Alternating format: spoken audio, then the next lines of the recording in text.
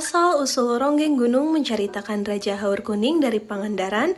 Konon sang raja kala itu sedang mengalami duka yang mendalam karena ditinggal oleh putranya Raden Anggalarang yang gugur di medan perang melawan serangan bajak laut. Kekasih Raden Anggalarang yaitu Dewi Siti Samboja menyamar menjadi Ronggeng dengan nama Rengganis. Hal ini dilakukannya sebagai cetusan rasa gandrung Dewi Siti Samboja, seorang putri dari Prabu Siliwangi, kepada kekasihnya yang telah gugur.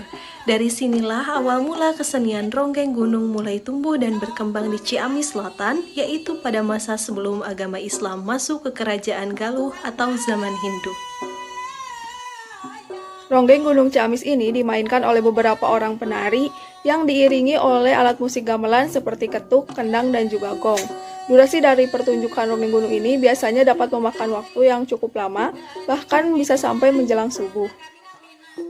Seni Ronggeng Gunung sudah ada sejak zaman nenek moyang yang biasa dilakukan untuk memohon kesuburan, kesejahteraan, dan juga keamanan dalam kehidupan. Ronggeng Gunung merupakan seni pertunjukan yang disajikan sebagai hiburan pelepas lelah seusai melakukan aktivitas pertanian. Ketika panen usai, kesenian Ronggeng Gunung biasanya disajikan pada malam hari sebagai ekspresi kegembiraan dan juga ungkapan rasa syukur kepada Tuhan Yang Maha Kuasa. Dalam kesempatan lain, saat ini tarian Ronggeng Gunung digunakan sebagai sarana hiburan, misalnya pada pesta perkawinan, hitanan, dan acara-acara pemerintahan lainnya.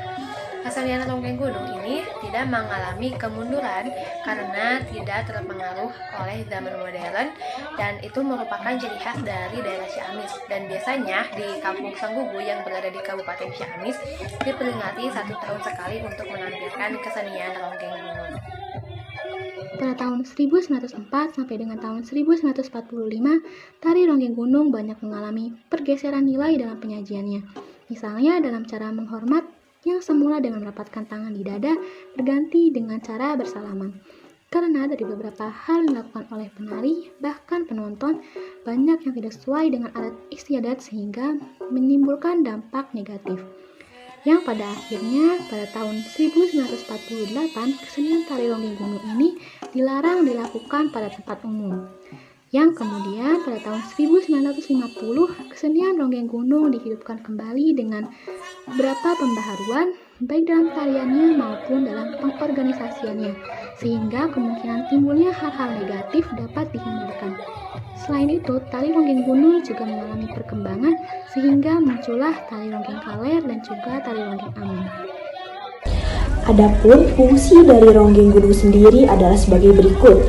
Yang pertama untuk hiburan, yang kedua untuk pelestarian kebudayaan, yang ketiga untuk simbol keindahan dan keanggunan, dan yang terakhir adalah ekonomi lokal.